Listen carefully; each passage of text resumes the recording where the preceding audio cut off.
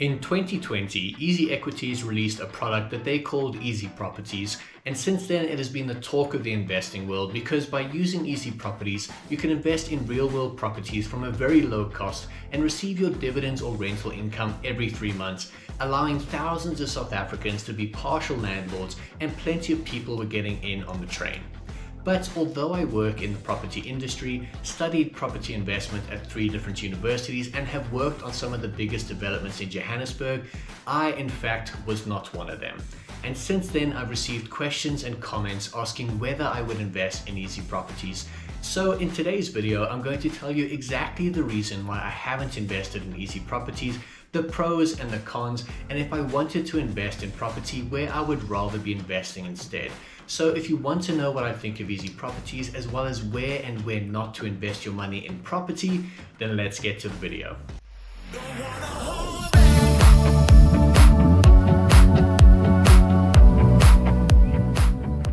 Now let me first start by saying that it is never a bad thing to be investing in the first place. So if you have already invested in EasyProperties or you are planning to, then good for you. Taking money that you could be using or spending and putting it towards a long-term investment that will bring you capital growth and ongoing passive income is always a good idea. So what you are doing is great and you are building something for yourself and your family, and your future self will thank you for it. Now, keep in mind that all of our portfolios and financial goals will be different. Some want capital gain or passive income, and our appetite for risk won't be the same. So in this video, I'll share with you what I feel are the pros and cons of investing with EasyProperties, why I chose not to, and at the end of the video, I'll give you some examples of what I think are good alternatives depending on what you are looking to achieve with your investments. So if you haven't heard of EasyProperties before, the basic way it works is that it pools money together from investors through the EasyEquities platform. You can buy a portion of a new or existing residential building that is then rented out for income. Once a certain amount of money is reached, the building is bought or built and eventually rented out and managed on your behalf as an investor, so you can sit back and earn your rental income from that property. There is no minimum investment, so you can become a partial property owner from a small amount and earn a decent return on your money from a low-risk asset that isn't subject to the market's volatility. So let's start with the pros of EasyProperties, and then I'll get to why it isn't for me, and then get to some alternatives. Now, in terms of pros, the first is that there is no minimum investment. So although this is the same for all shares in EasyEquities, it is still a positive. Next is that real estate investment trusts, also known as REITs, on the JSE are obligated to pay out at least 75% of earnings in the form of dividends, although the company can choose to pay more than this, and some do. For EasyProperties, they pay out 85% of profit for the period, and 15% is retained for maintenance of the property and other expenses, but whatever they don't use, this will be paid out to you as well. Now, this sounds positive, but in the grand scheme, REITs can also pay that high, but what they don't pay in theory gets reinvested back into their portfolio and should still grow your investments. Next, I think, is probably one of the best pros of EasyProperties, which is that you are investing privately and not in a public market. That means that you are not subjected to the fluctuations of the stock markets. So if China releases weak figures, investors may pull their money out of the markets and all prices will go down. But of course, China's GDP is not very likely to affect your block of flats that's invested in Cape Town. So with EasyProperties, you can sell your shares every 3 months on an open auction platform, which is not likely to be affected by market sentiment, and even then there is a minimum bid amount, so your capital is subject to less risk than some other forms of investment. Then the dividend income. When the first dividends were paid, I saw a lot of people complaining about how small they were, but honestly at around 6 to 9% for most, depending on which building you pick, they are not bad at all, and some really are quite good for what they are and the risk ratio. And lastly, you get to pick your specific property to invest in, whereas you have no say where REITs or public companies choose to invest their money on behalf of you as a shareholder. So in this aspect, you have more control over what you buy. And that's about it for the pros of EasyProperties. Like I said, it really is not a bad investment in itself, and it can still generate some good returns. Now, before we get to the cons of EasyProperties, I just want to take a second to mention our Casual Cash Club. This is an investment club on Patreon where I share the day-to-day details of my investing journey, such as the latest news stories on the markets and how I'm reacting to them. Just like this post here from 2 weeks ago where I explained why the markets were dropping and what I was doing in response. It's also where I share all of my buys and sells on EasyEquities, like this recent purchase of Realty Income, where I also explained why it could be a good long-term investment and also what to be wary of and why the share is seeing pressures in the market. I also share my monthly income and expenses, like this one for September where I made 4,200 Rand for the month and which shares I own that paid out those amounts. And lastly, scattered in the posts are also tips and tricks for investing and a spreadsheet which you can download as soon as you remember to be able to track your shares and dividends on your journey to financial retirement.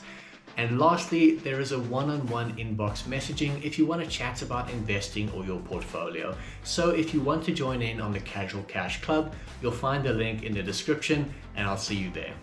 Okay, so now onto the cons and the reasons why I don't invest in EasyProperties myself. The first is its timelines. When you buy into a new property or IPO, there can be a timeline of nearly 2 months between the offer opening to when it closes, such as this one here. And after the IPO closes, you have to wait a few more months until the property transfers in the deeds office and to when rentals are being received from tenants in order to get your first income.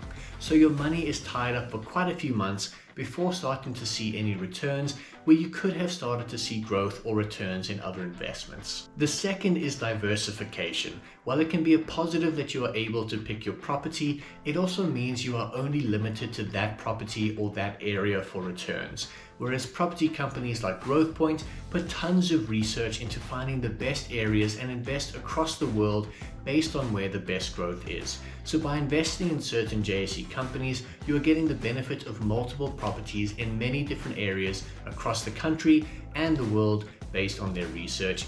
EasyProperties also only has residential properties, which I really quite like as an investment, but it also means you don't get that diversification of other property classes like offices, shops, or industrial buildings. Now let's talk about dividends and returns. Some of the yields on EasyProperties go from 6% to 9.5%, but that is also before 20% tax on the income. With REITs, there is no tax on the dividend itself, but it should form part of your income tax. But either way, the dividends are not bad. However, at the moment, most property REITs in the market are paying over 10% in dividends, such as these ones here, which are market-leading companies. So of course, markets fluctuate based on share price, but right now the REITs are paying out higher dividends. Now remember, a benefit of EasyProperties is that you are not subject to the market's fluctuations, and this is true and offers a great way to reduce your risk. But on the other side of risk is that you are also not able to take advantage of market growth. With EasyProperties, they only do valuations every 12 months for if you want to sell your shares, and you only realize your capital gain on the investment in 5 to 7 years when they sell the property and return your capital. But currently, with interest rates so high, many property companies are trading at a roughly 50% discount to their fair value, and while none of us have a crystal ball to see what will happen, it does mean that investing in them now while prices are low may or may not mean that within a few years and when interest rates come down, you could potentially see 100% growth for them to go back to their fair values. So this is the age-old question of risk versus reward. Your capital is safer, but you could also miss out on market growth. Neither is right or wrong, but that is for each investor to decide based on their risk appetite. Now, the last point, which is the very most important one for me, is the lack of liquidity on your money. Now, liquidity basically refers to how easy or hard it is to take your money out of an investment should you need it for something else. So in the case of a share, you can sell it pretty much immediately, and a unit trust is typically 1 to 3 days. But with EasyProperties, you need to wait for 3-month intervals before you can put your shares on auction. So if something has to go wrong in your finances, or if there is a better investment, you will need to wait for 3-month periods before you can put them on auction. And even then, the price on the auction is not guaranteed, and on top of that, you are not guaranteed to even be able to sell the shares, because if there is not enough demand in the auction, you may not be able to sell and have to wait another 3 months until the next auction to see if there's enough demand at that time. Now, don't get me wrong, I always say it on the channel that I'm a long-term investor and I typically never want to sell shares, and the plan is to hold them for many years or for the rest of my life. So with that, I also keep an emergency fund of cash just in case I need it. But I don't like the fact that I don't have the option to liquidate the cash if I need to. It's the lack of the option that I don't particularly like. And it also means that if I invest in EasyProperties and I don't like either the process or the returns, I would be trapped for a while before I could make any changes, or if there was a better investment, then I might not be able to take advantage of it. So guys, there you have it. Those are the pros for EasyProperties and also the reasons why I personally haven't invested in it yet.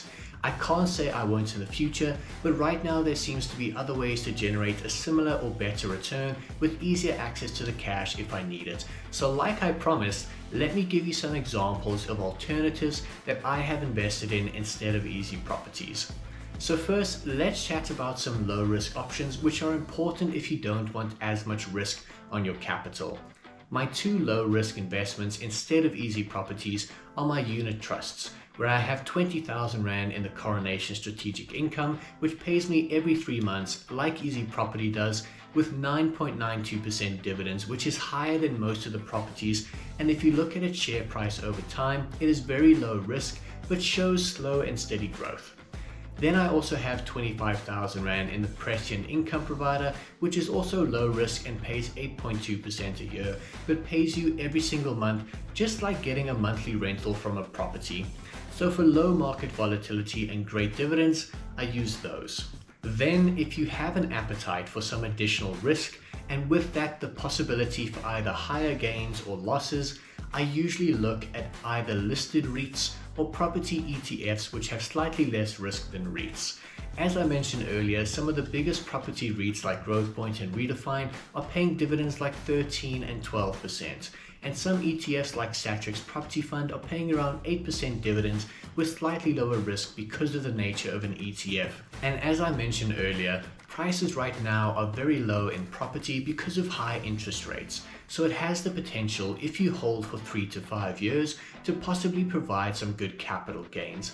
Personally, for property shares, I own Fairvest, my Mystery Share, Realty Income, Simon Property Group, and StoreAge, all of which are paying dividends between 6 and 15%. So guys, there you have it. That is why I personally don't have any investments in EasyProperties, and what I think are the pros and cons along with some of the alternatives I own and the risks and returns that come with them. Like I said, it's not a bad investment in general, I just prefer some other options, but if you do have investments in EasyProperties, you are still ahead of the pack and doing the right thing. So if you enjoyed this video, please leave a like and subscribe if you haven't already to see more videos like this. And remember, if you want to join us in the Casual Cash Club, then the link is in the description. And because I haven't invested in EasyProperties, there might be certain things I haven't considered, so please let me know in the comments. I'm always open to learning new things. But until then, I will see you guys next time, as always, on Casual Cash. Cheers.